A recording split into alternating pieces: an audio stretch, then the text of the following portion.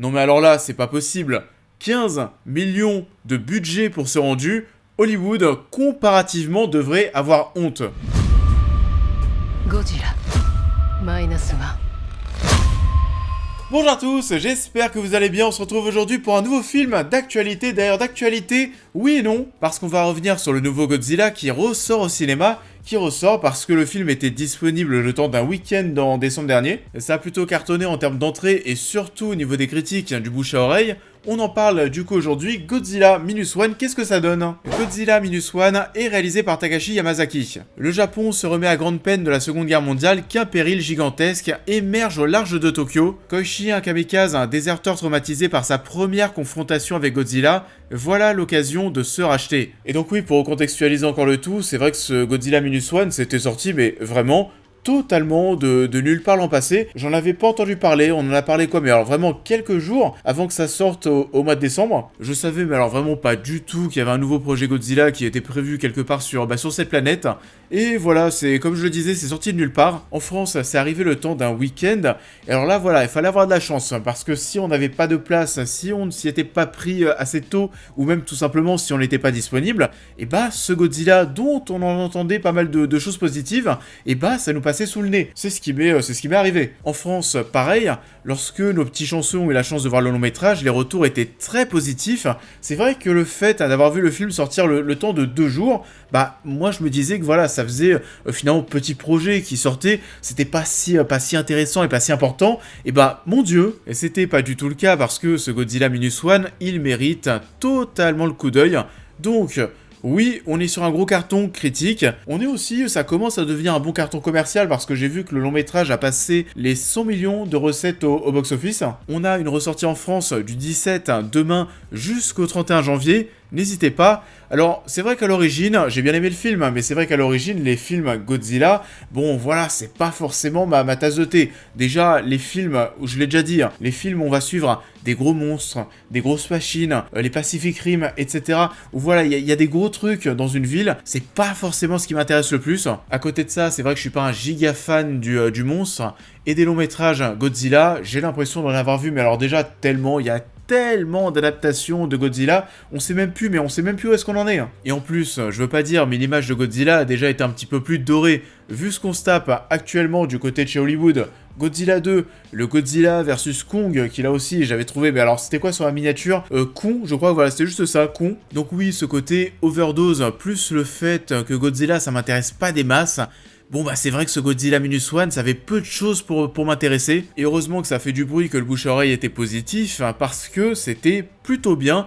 Alors j'ai entendu aussi que c'était le meilleur blockbuster de 2023, etc. etc. Là pour le coup, je pense peut-être qu'on va un petit peu se calmer. Oui, ça fait partie des meilleurs blockbusters qui ont été vus en 2023, mais de là à dire le meilleur de 2023, ouais. En tout cas, l'une des premières choses à relever, j'en ai déjà parlé, je l'ai évoqué, le film, le projet a coûté 15 millions de budget. Vraiment, les blockbusters hollywoodiens qui coûtent 250 millions, allez même un petit peu moins, 150 millions, où passe l'argent? Parce que bordel, là, avec 15 millions, quand on voit le rendu qu'on peut avoir, c'est pas parfait, bien sûr, mais c'est beaucoup mieux, je ne vous mens pas, mieux que beaucoup de bouses qui coûtent 200 millions de dollars de budget. Il va vraiment falloir qu'on fasse un pas de côté et qu'on se pose.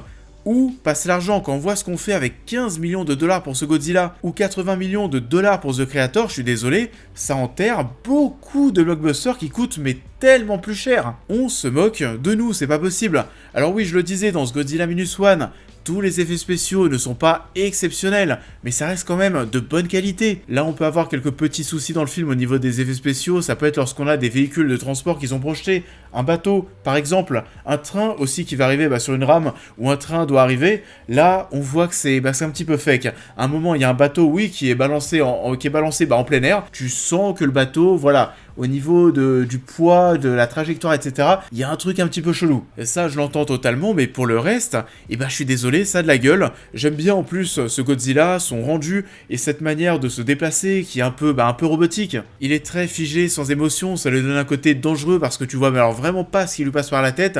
Ça change du Godzilla qu'on a eu dernièrement au cinéma, qui presque arrive à sourire. Il y a des plans où on le met très bien en valeur lorsqu'il y a tous ces trucs bleus qui sortent de son dos, c'est très cool.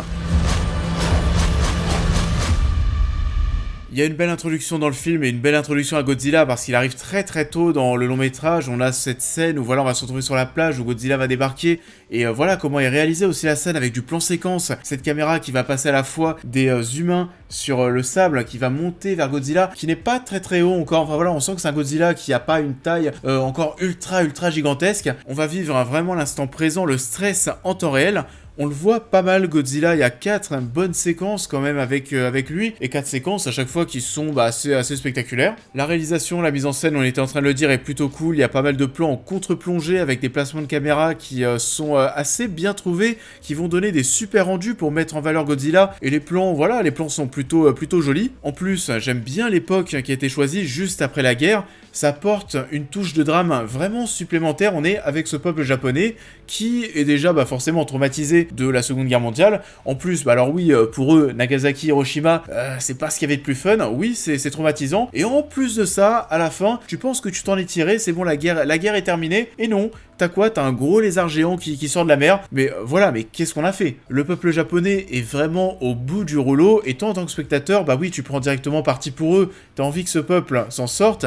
Et Godzilla est le vrai méchant du film. Et ce qui va changer avec ce projet, c'est qu'on est face à une histoire qui est très humaine. On n'est pas là que pour le grand spectacle. Oui, c'est pas Hollywood, même si voilà, du spectacle, il y en a quand même pas mal. Mais le film ne va pas forcément se concentrer que sur ça. On est là pour suivre des personnages qui sont en déroute totale et il y a de l'émotion. Il ne me semble pas avoir ressenti autant d'émotion en fait devant un film Godzilla déjà et devant même ce genre de long métrage. L'émotion fonctionne super bien grâce au contexte, on l'a dit, suivre ce peuple qui doit se relever de la guerre. De même grâce aux personnages qui sont plutôt attachants, même si le personnage principal, ce mec, ce kamikaze qui finalement n'est pas forcément kamikaze, oui, il peut avoir tendance à être un petit peu tête à claque. C'est le kamikaze lâche par excellence, mais l'œuvre va aussi se servir de ça pour dénoncer finalement la fonction de kamikaze. Et c'est une histoire qui regrette et qui va condamner le rôle de kamikaze, qui va dire que oui, il aurait pu avoir des solutions pour éviter de se tuer. Il y a plein d'autres messages sur l'après-guerre du côté du Japon. L'évolution soit du personnage principal est assez classique et prévisible. C'est le kamikaze lâche au départ. Tu sais très bien dans quelle direction tu vas aller durant tout le long du long métrage. Et ça pour le coup, c'était pas du tout surprenant. Il y a des choses aussi qui sont un peu forcées au niveau des émotions, c'est parfois très cinéma, très branché cinéma asiatique, mais il y a des personnages et des jeux d'acteurs qui forcent un petit peu sur les émotions, ça peut déranger, mais il n'empêche encore une fois sur ce point que ça fonctionne plutôt bien, que l'émotion est présente, donc je vous recommande forcément de profiter de la ressortie de Godzilla Minus One au cinéma, c'est plutôt spectaculaire, il y a de l'émotion, Godzilla est plutôt impressionnant, bien filmé, la réalisation est cool, la musique, les deux mêmes, on en a vraiment pour son argent, et ça seulement, encore une fois, pour 15 fucking millions de budget.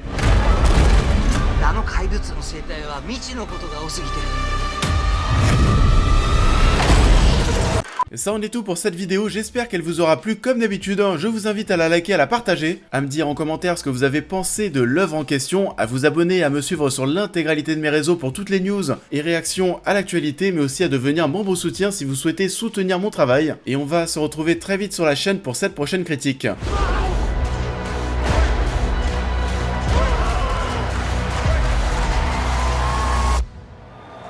Is there a problem?